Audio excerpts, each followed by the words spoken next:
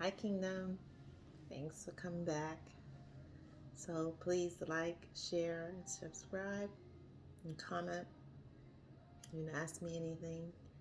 Um, so tonight, I want to talk to you about how during my divorce from the narcissist that he tried to steal my parents' home.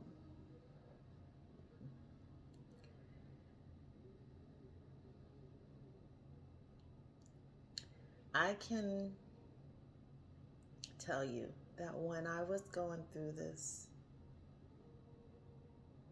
I was just praying and praying and praying and praying because I couldn't understand how someone could be so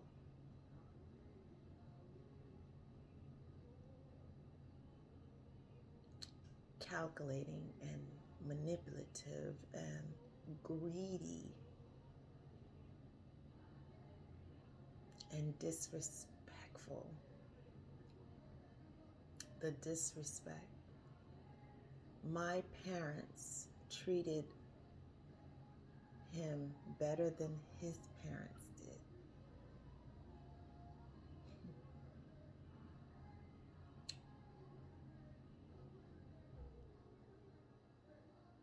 He told me that when he was growing up, he didn't feel loved.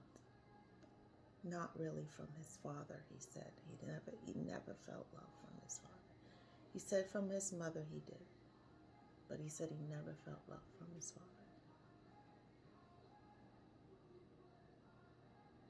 And my father treated him better than my father treated me. My father looked to my ex-husband like a son, not a son-in-law, like a son.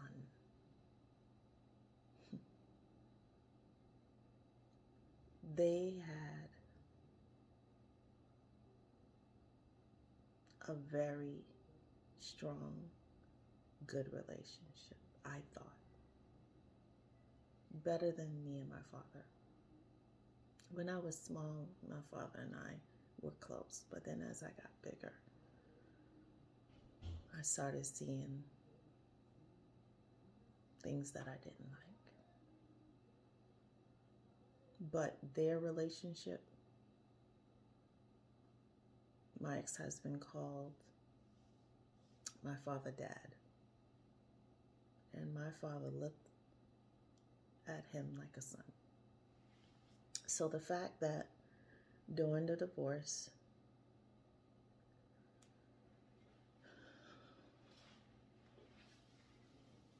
the home that we lived in for 5 to 6 years before we got married, we lived in that house together.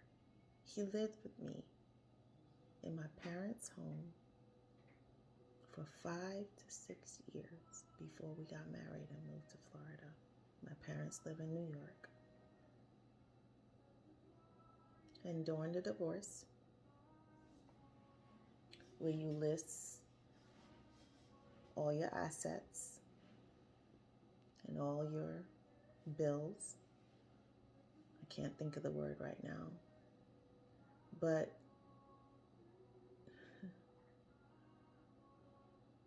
he told the courts that while him and I were married, that I stole the family money and that I went behind his back and that I purchased my parents' home without his knowledge. He told the courts that He had never heard of this address before, ever in life.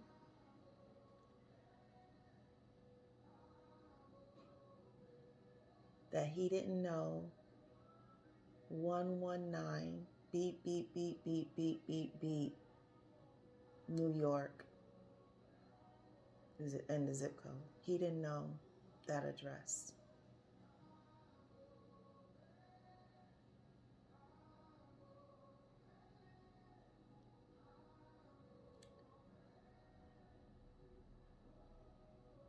And so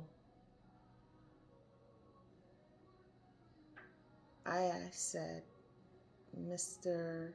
Bleep, you don't know this address? He said, no, I don't.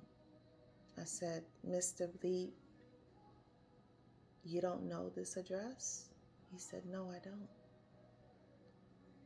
I said, Mr. Bleep, didn't you and I live at 11 bleep, bleep, bleep, bleep, bleep, New York before we got married and moved to Florida? He said, oh, yeah. After his attorney asked him 3 or 4 times if he knew the address. And he said, no, he didn't.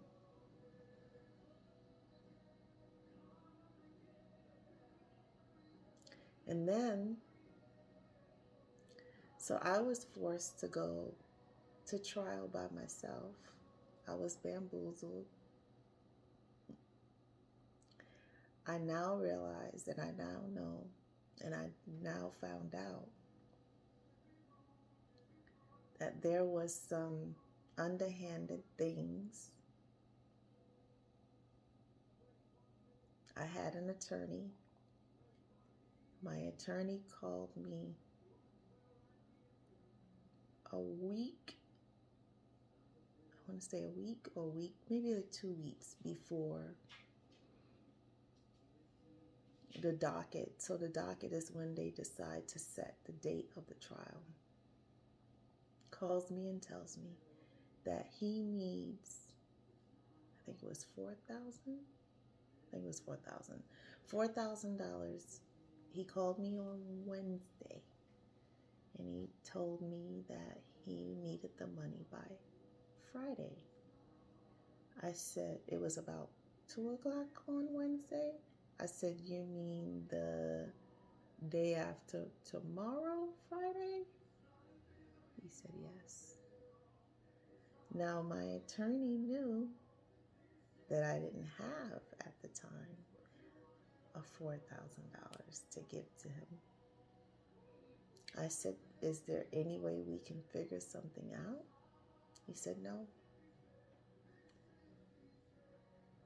I need the money by Friday, or I can't represent you in court.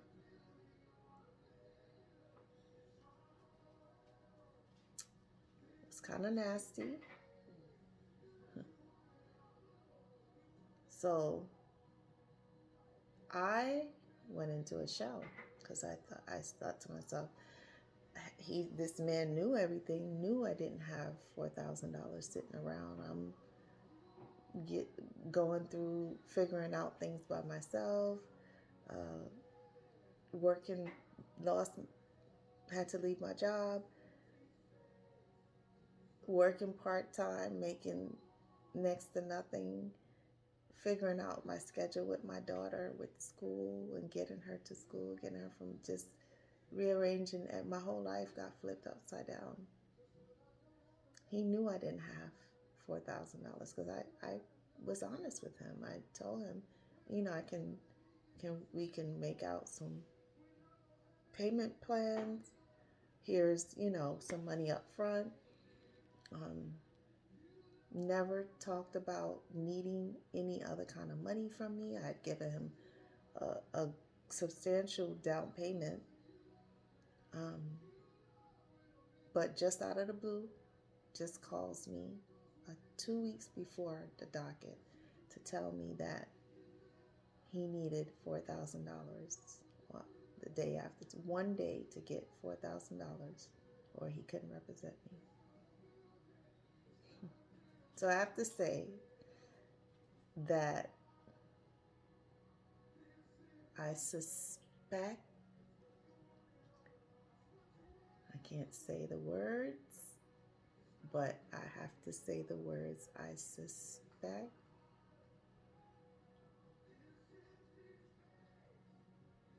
that my attorney was paid to withdraw.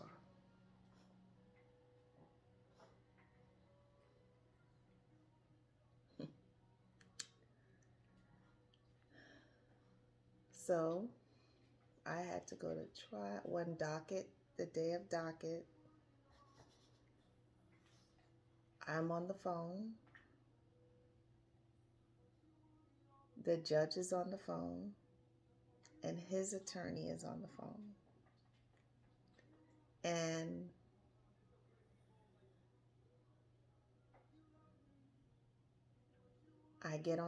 when I first get on the phone, I say, Your Honor, due to the circumstances, I no longer have an attorney due to finances.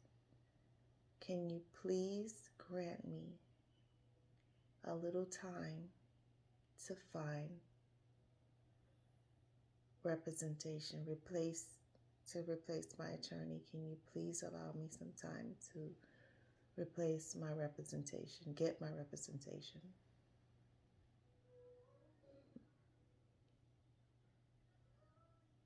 His attorney then says, why are you trying to procrastinate and push this back? I said, how am I trying to push it back? I said, I'm not trying to push it back. I don't want to go to trial by myself. I don't know how to represent myself. The judge then says, no, excuse me, his attorney says, Your Honor, Mrs. Lee has done everything in her power to push this divorce back. COVID had done that. I never did that because I wanted to sign on a dotted line that day, yesterday, and the day before. So I don't have the power to push anything back. COVID pushed everything back, and the courts slowed down and made things go at a standstill. And then after getting picked back up, everything was just moving slow. I didn't have anything to do with that. But his attorney is a disgusting pig, respectfully. A disgusting pig. And she tells his attorney, the judge, that how I have pushed this back long enough, and it needs to, that Mr. Bleep Bleep wants to proceed. The judge then says to his attorney, what date do you want to set the trial for?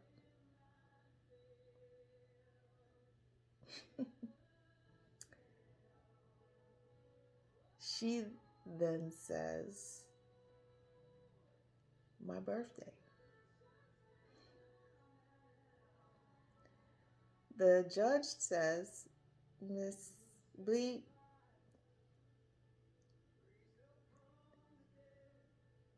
how is, it says my birthday. I'm right at this moment, I am in fear. I am silent. I am numb inside. I don't know what to say. I don't know what to think. Because I can't believe that this is happening to me.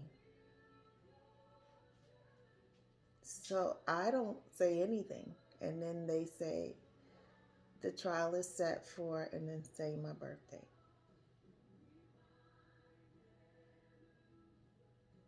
And then the judge then says, I suggest you try to find an attorney. If not, you'll have to come by yourself.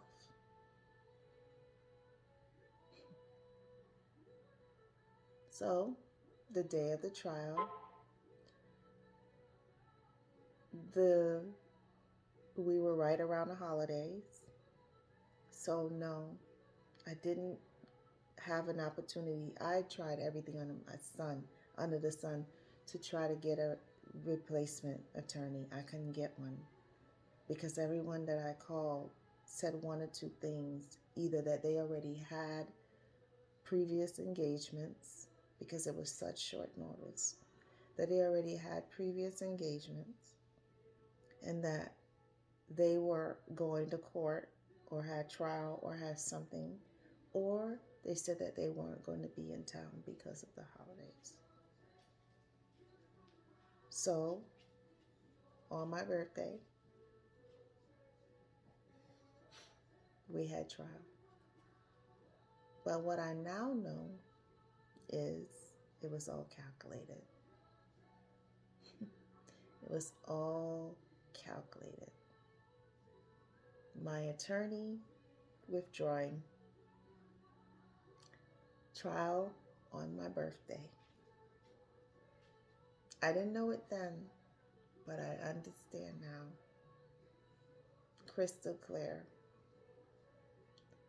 So during the trial, he says he doesn't know my parents' home. So I say, Mr. Bleep, you don't know the beep, beep, beep, beep, beep address? He said, no, I don't. You stole our money. You stole our money and you bought that house behind my back. I said again, Mr. Bleep, do you know the 11 bleep, bleep, bleep, bleep, bleep address in New York? He said, like I said, I don't know that address. I said, Mr. Bleep, didn't you and I live at that address? At bleep, bleep, bleep, bleep, bleep address for 5 years before we moved to Florida? Then that's when the, oh yeah, came in. I said, Your Honor, this man is lying about everything.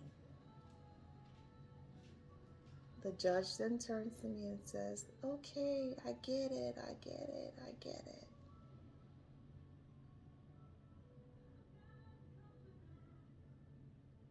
So I had to show representation, show proof that my parents' home was purchased before this man moved to this country. He moved to this country in 1990. My parents bought their home in New York in 1989. And we lived there, like I said, together. And during the trial, during the divorce, this man tried to say he wanted a certain amount of portion out of my parents' home, that my parents' home was to be sold,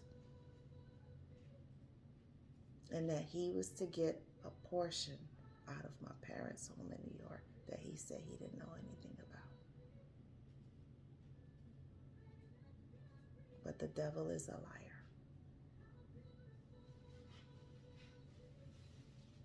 And anyone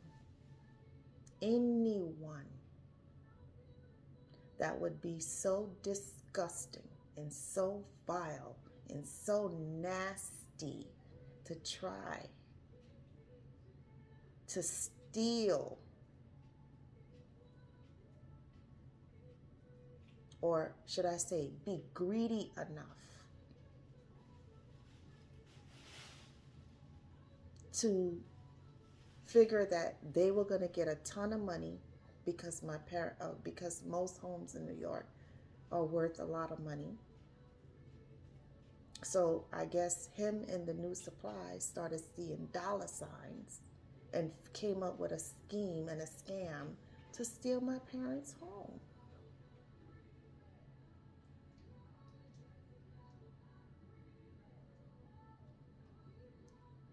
I still can't make sense of it. I still can't understand it. It still doesn't make sense to me. How someone could be so disgusting and greedy. How would he like if I had said in the divorce that I wanted half of his parents' house? He would have had a heart attack and went around and told everybody in the sun that I was trying to steal his parents' house. I would never do something like that. Those people worked hard. I'm sure they worked hard to get their house, just like my parents worked hard.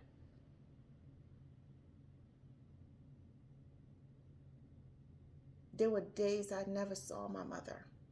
My mother worked in 2 hotels.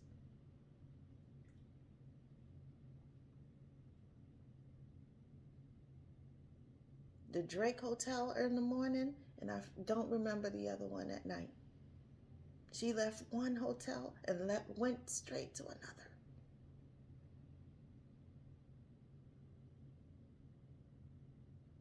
So how dare he undermine my mother's and my father's blood, sweat, and tears, sacrificing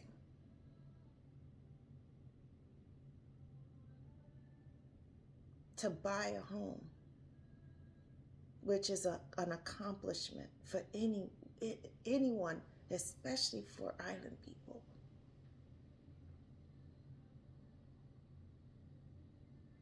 Because an island person will work their behind off for whatever it is that they want. If they want something, they're going to work for it. So the galls and the disgustingness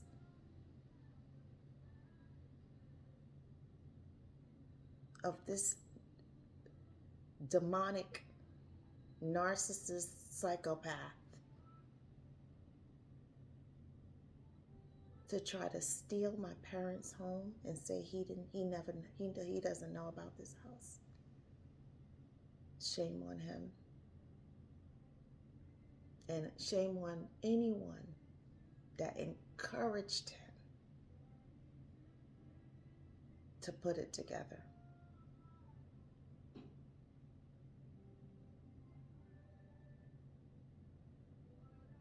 My mother couldn't sleep.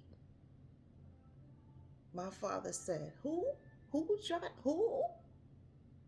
Trying to do what?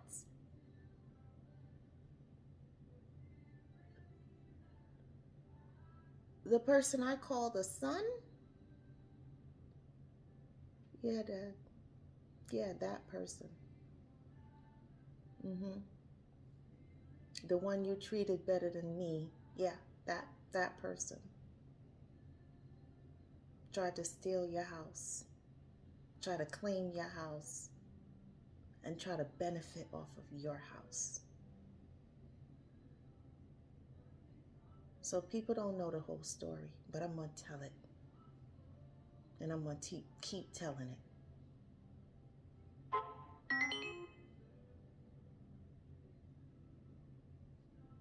So I'm going to let everybody know the disgusting things throughout the years that this person has done. I'm tired of being quiet. I'm tired of covering. I'm not going to be silent anymore. No. That I'm still upset about.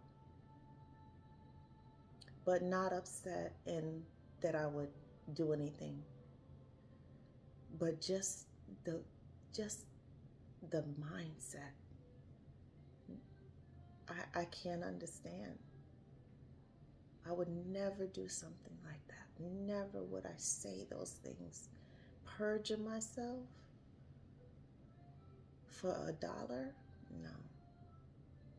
Steal my my in-laws' home for $1? No. I could never.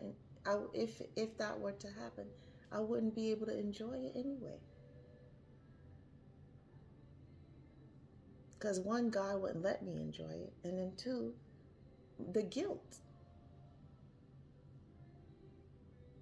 So I don't understand, and then it doesn't make sense.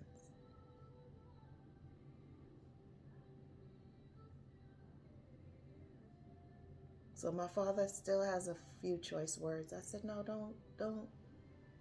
They would love that. They would absolutely love that. So no, don't do it. Don't do it.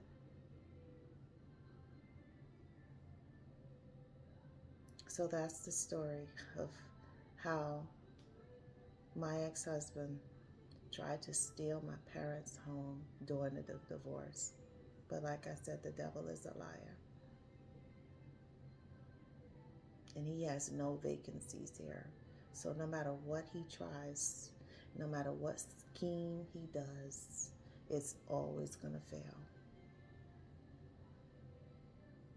by the grace of God. So if you like it, please like, share, comment. Comment. I want to hear some comments. Ask me some questions. I'll tell you no lies. So definitely want to hear what you think about that. Blessings, everyone.